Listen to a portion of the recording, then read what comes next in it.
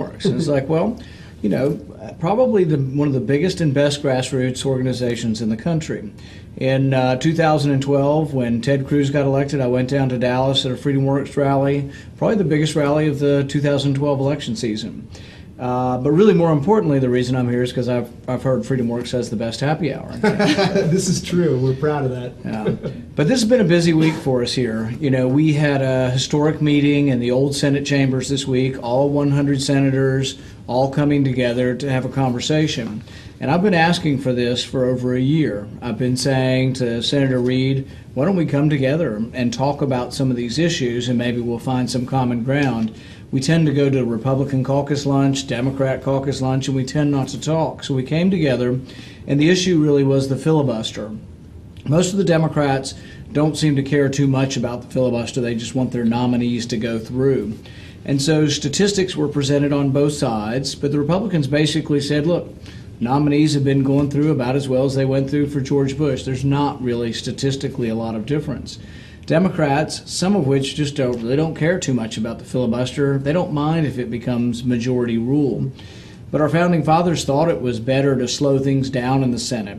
There supposedly is a conversation between Jefferson and Washington where Washington says to Jefferson that the Senate will be like with a hot cup of tea that spills over into the saucer, and it will slow down to cool the tempest of the House of Representatives. And there is some truth to that. We have different procedures. The filibuster is a delaying tactic. It is an obstruction. But I think it's really important. I mean, right now I'm using the filibuster to say that the FBI director, I'm trying to stop, basically. Not because I dislike him in particular, but because the FBI has now said they're using drones. They're using drones to do surveillance of American citizens, and I have some questions. Are they asking a judge for a warrant? Are they flying over people's backyard? Are they using probable cause? How many drones do they have? Are they planning on arming the drones? I mean, these are some pretty important questions that you would think the American people deserve to know, but I asked them 3 or 4 weeks ago and I've gotten no answer. So the leverage I use is I threaten to filibuster or place a hold on the FBI director, hoping that that leverage will get some more information.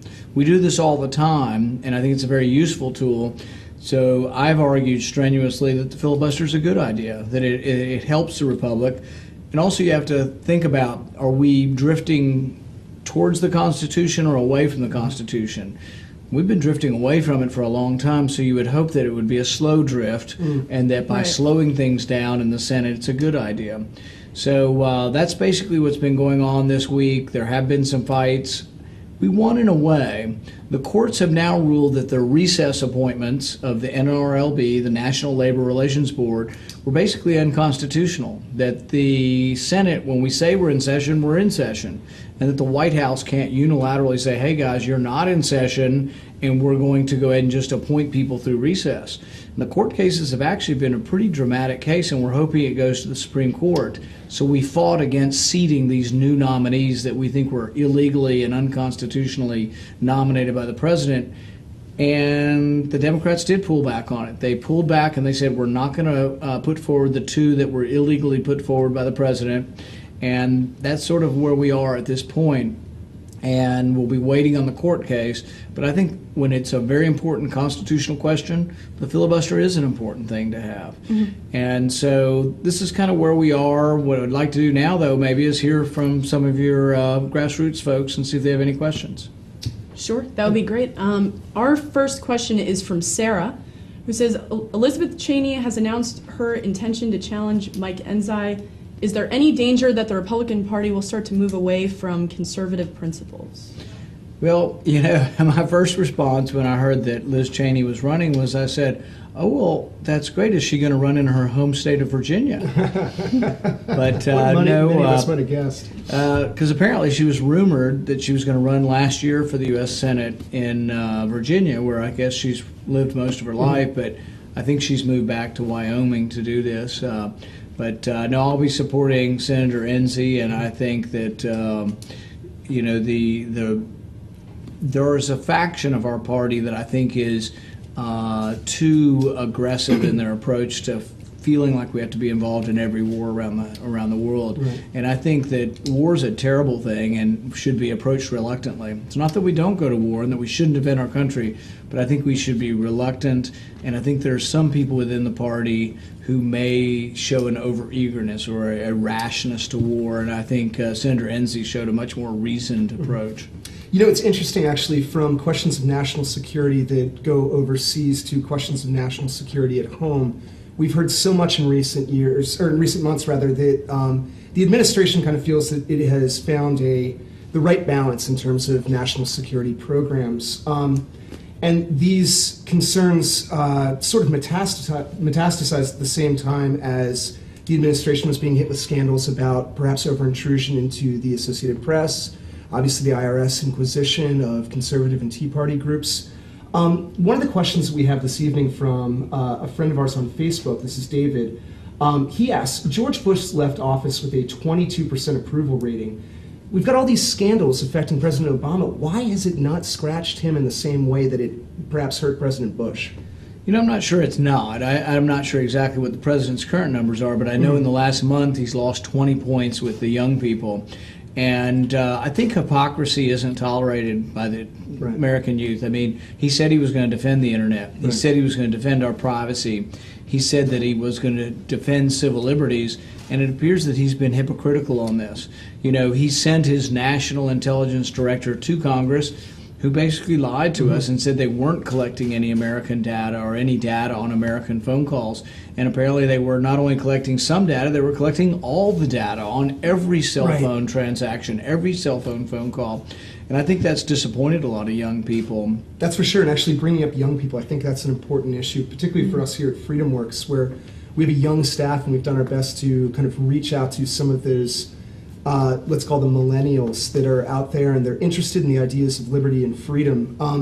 How are we seeing these civil liberties issues kind of mature into issues that young people can find themselves on the right side of the issue about? And is that an experience perhaps that you obviously witnessed with your father's popularity and now perhaps something that you're staking claim to as well too? Well, you know, the president's fond of saying he's striking this balance, you know, between liberty and security, but really doesn't appear. I mean, his words are good. I mean, he often says the right things, and you hear him, and I tell people, frankly, I want to clap when I hear him talk about civil liberties because he sounds so good. But his policy doesn't mirror what he says. He frankly says and talks a great game on civil liberties, but then his policy is the opposite. I would say that he has much less regard for civil liberties than the Republican administration had. Liberals and progressives across our country went crazy over George Bush and attacked him on issues of war and civil liberties. But it turns out they're all, not all, but mostly quiet now as the president appears to be much more authoritarian, this current president, and much more invasive of privacy. And just think about it. You know, the Fourth Amendment says you need to name the person, the place, and the papers. It's individualized. He thinks through one warrant he can collect all the records of all the people in the United States, or all the people with Verizon, all the people with AT&T, millions of people through one warrant. That so goes against the grain of our Fourth Amendment. But even the people who aren't maybe avid or fervent defenders of the Fourth Amendment, the people who supported the Patriot Act, one of the authors of the Patriot Act said that what he's doing goes against what even the people who supported the Patriot Act thought it would be used for. And Senator Wyden has been very good on this. Senator Wyden has said repeatedly that they need to be honest with what they're doing. Because, see, here's what they would report to us. They would say, oh, we only issued 20 warrants last year. It's no big deal. 20 people, or they don't say this, 20 warrants, 300 million people. We're really not applying to many people. But they didn't tell us that each warrant was for 1 billion phone records. Or federal agent letters that also allowed them intrusion. And there's somewhere between kind of Common Core, gun registry, the AP scandal, the NSA overreach, drones, the increased census data. There has to be this kind of critical mass that must be building right now. And are you experiencing that? Are you kind of hearing that at the moment from people that this is too much and it's more than we can swallow at this point? I've sort of said what we have is sort of the old McDonald's farm of scandals. Here a scandal, there a scandal, everywhere a scandal. And it's where to begin. But I think the compilation of all of these scandals, what you're finding is, I really do think he's losing the moral authority to lead the nation. Now, what does that mean? Doesn't mean he's no longer legally president, but I think he's losing the moral authority in the sense that you need a consensus of the people. People have to believe that you have the best interest of the country involved. And particularly the IRS scandal. When you look at the IRS scandal and people think, well, gosh, I worked in the last election. I worked for Republicans. Does that mean I'm going to be targeted? Or I was part of the Tea Party, or I belong to FreedomWorks.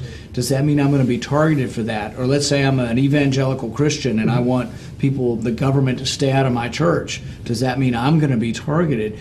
I don't think anybody wants that. Even if you're a Democrat, I don't think Democrats want, if the Republicans win, that they're going to use the government to go after their enemies. So I think it really has damaged his credibility. Yeah, and that's the problem too. I mean, big government, when you give that much power to a single entity, it's going to corrupt, regardless of who's in power. And when you have that much discretionary power,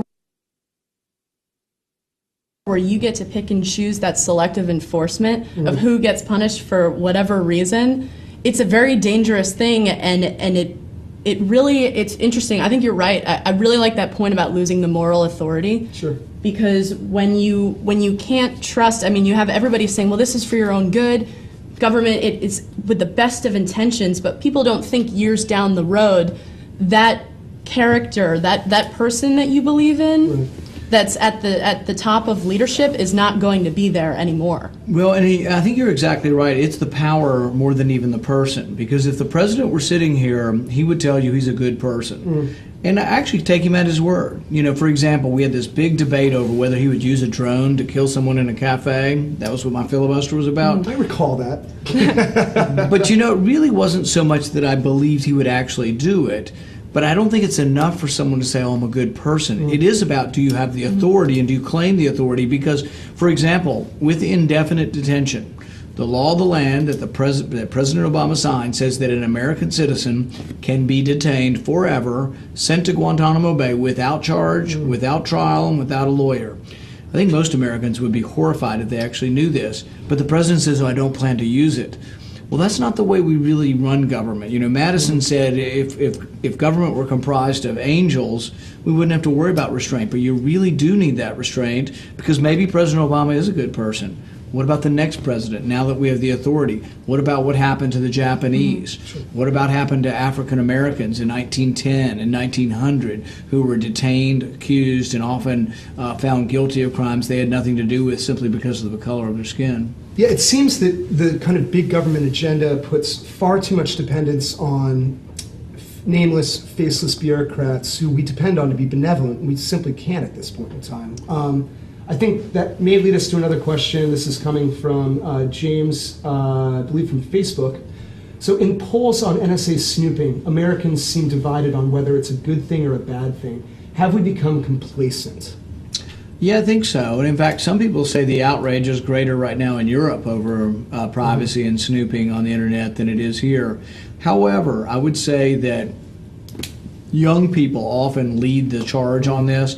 And if you were to separate out and poll young people on the NSA and on spying and on whether or not your internet records and your phone records and your visa records are private and should be protected from government snooping unless there's a warrant, I think you'd find that young people would overwhelmingly say, yes, there is an expectation of privacy. Absolutely. And also I wanted to touch really quickly, while we're talking about young people, it's so important for our society to have a constituency of informed Americans.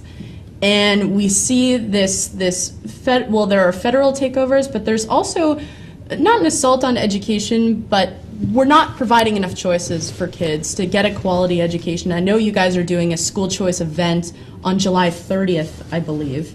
Do you want to talk a little bit to that? Why is this such a priority? Well, I think that competition breeds excellence. And so when kids have a choice as to which school to go to, the good schools will survive and the bad schools won't. And I think really that our public school system, it has some bright spots. I went to public school. I was able to take calculus and physics and biology 2 and chemistry 2 in public high school. But a lot of kids didn't get the kind of public high school I went to. And in the middle of DC, we're spending 20 grand per pupil. The class sizes have gotten smaller, but the grades are still miserable, and there's drug problems and discipline problems. And for the kid who wants to really excel, there's not a good way out. And so I'm all for vouchers and school choice. Let the kid go to a better public school or a private school or a religious school or a charter school, but let them have a choice and make the schools compete for students.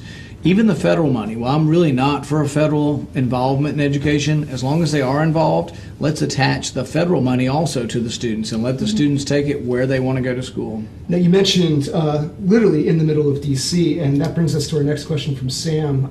What is your reception at outreach events like Howard University, obviously in the middle of D.C., been, and how can the Republican Party do a better job of reaching out to minorities? You know, I think the school choice is a great issue because I think a lot of kids in the city have been shortchanged by our educational system. I think there's some libertarian ideas also. For example, the ACLU recently put out statistics saying that blacks are incarcerated at 4 or 5 times the rates as whites for the same crimes. And really, with a much smaller population of African Americans, it's hard to imagine that drug use is so high that they deserve to be incarcerated at 4 to 5 times the rate. So I think for libertarians who believe in less harsh sentencing, more fair adjudication of things like nonviolent crimes, I think that's something that will appeal. I also think that people deserve a second chance. I think if you've been convicted of a crime when you're younger and you've gone through a period of time when you haven't, when you've been a law-abiding citizen, that you ought to be welcomed back and allowed to get some of the privileges back of being a citizen. Absolutely. Our next question from Mike. What surprised you most about the Senate as an institution? You know, probably that you could jump in running from the very first day. Seriously, that people think, I was a physician in a small town, and when I ran against a politician who'd been elected to several different offices, they're like, oh, you can't run for the U.S. Senate because you've never been elected to anything. I sort of see that as actually an asset, not having been elected to anything, because I think politics beats you down after a while. And the fact that I hadn't been elected to anything, that I'd been running a small business, a physician in a small town, helped me actually not to be too jaded by the political system. But I think my surprise was that I could immediately hit the ground running from the first day. And I think if you really want to make a difference, I think I've been involved in every debate up here. I get amendments, and I think even the other side, has a little bit of respect for that. The Democrats come up to me and mention publicly that they appreciate what I did with the filibuster, and actually some of them came and supported it. Right. Now, it's funny because we think of the Senate, I think sometimes in those terms that we romanticize either in headlines or in Hollywood. But you mentioned kind of this bipartisan element as well, too, and kind of moving a little bit back to this collection of the collection of information that perhaps is too broad and intrusive, in contrast to perhaps a bipartisan divide on an issue like the filibuster. How have you felt about the kind of bipartisan camaraderie that you felt regarding federal overreach, whether it's from the administration or federal agencies that are subordinate? I think that there is, and some people think that bipartisanship means that you and I disagree and we sort of meet in the middle all the time. To me, the way I see bipartisanship is that I strongly believe in these issues. I'm not even saying I'm cutting my issues in half to come halfway, but I'm finding people on the other side of the aisle who believe just as passionately. Right. Ron Wyden and I have worked together on a lot of civil liberties issues. I've also worked with Merkley and others on issues of trying to end the war in Afghanistan. I think our mission's done and we need to come home, the sooner the better. I've tried to prevent us from going to war in Syria. I frankly think it's a mistake to be supplying arms and money to Islamic rebels who in all likelihood will be killing Christians on the other side of this war, who in all likelihood, or who actually are allied with Al-Qaeda, fighting against the other side. So there are definitely issues that we've worked together on the idea of mandatory minimums. You can have a 2 teenage kids go out and one overdoses on drugs and dies, which is very sad, but the one who lives can get 20 years mandatory minimum in jail for supplying the drugs because a death occurred. Well, the death is tragic. I think it's unfair to have mandatory minimums where the judge has no discretion. Is it the kid's first crime? Was it an accidental death? Was it an overdose? Just having the death involved mandates that it's a 20-year sentence if it's in federal court. And so I worked with the Congressional Black Caucus to try to change this because I think our laws have disproportionately targeted black youths. And so there's a lot of, I think, overlap on some of these issues. Just this week on sexual harassment in the military, I came out and supported with a liberal Democratic senator the idea that, well, maybe women are not reporting these crimes because they're afraid of reporting it to their boss. And to me, the first time I heard it, it sort of made sense. Maybe you shouldn't have to report sexual harassment or sexual assault to your boss. You should have reported to an independent lawyer in the military, and it just made sense to me. It's remarkable. It seems that more and more civil liberties are uniting Republicans, Democrats, young people, perhaps minorities as well, too. This sounds like really fertile soil moving forward. And I think as if we consider myself to be a Republican Party trying to grow bigger, you want to get young people, and they're unsure which party they're going to join, and you say, oh, we're for low taxes and less regulation. Like, I don't have any money and I don't get regulated. I'm on the internet, regulate my internet less, protect my privacy, don't treat me unfairly in the criminal justice system. Those are ways that actually the Republican Party, I think, could grow. Well, and Reed and I were talking about this earlier because our membership is always looking for ways to stay engaged and not only talk about problems, but make a difference in helping to find a solution. Is there anything you would recommend to our grassroots activists that they can be doing practically to make sure that these civil liberties abuses can never happen again? I think congressmen do read emails, and so do their senators, and they add up. And so if you'll email, and then if you're really passionate about a particular issue coming up, jam their phone lines, call them up. It makes a difference. There's always some in the middle where there is some influence by phone calls and emails. And I guess moving back to practical matters here, and a question from Steve, also from Facebook. This is going to be our last question of the evening as well, too. Well, Senator Paul, you've sent a couple letters recently on domestic drone surveillance. I think Steve would like to know if you've heard anything back from Eric Holder or Director Mueller. Not yet. There are rumblings. Should we hold our breath? Yeah. Well, I don't know. I mean, that's why I'm holding the FBI director, is wanting to know these questions. And in particular, I really want to know, and there's going to end up being the same way there's going to be, I think, some Supreme Court decisions ultimately about the NSA spying, because I don't think that a secret court can make an ultimate decision for our society. I think there's also going to be decisions on what they call the open spaces doctrine, that you can do surveillance of someone's property because it's not inside their house. I think you have an expectation of privacy outside your house, too. What the limits of that are, I think the court needs to decide. But if you've got a drone that flies at 50,000 feet and can tell whether you're drinking a beer in your backyard or what you're reading in your backyard, that to me is an invasion of privacy. Now, some people misconstrue that and they say, oh, you don't want to get criminals. No, if you're one of the Sonar F boys and they go to a judge and get probable cause, it's not hard to get a warrant. But it's one step that separates police from the judge. You get a warrant, I'm fine with surveillance. But I don't want them crisscrossing the skies and just looking in everybody's backyard, and I think that's a real problem with civil liberties, and I will continue to fight against it. Yeah, it makes it tough to enjoy your barbecue. Yeah, definitely. Especially, I remember there was a great piece written by, I think it was Tim Carney, in the Examiner, talking about how there are so many laws at this point that almost everyone is arguably a criminal in one way or another. So when you're talking about that larger issue of discretionary power, and you can go and target an American, which is not outside the realm of possibility, and find some little loophole in this incredibly complicated system of laws and regulations that we have that they might be breaking, combined with a surveillance state, you have a real problem. Yeah, and they used to always say ignorance of the law is no excuse. But what if the laws run 20,000 pages for one bill? Obamacare has 20,000 pages of regulations. How could I possibly know I'm breaking the law?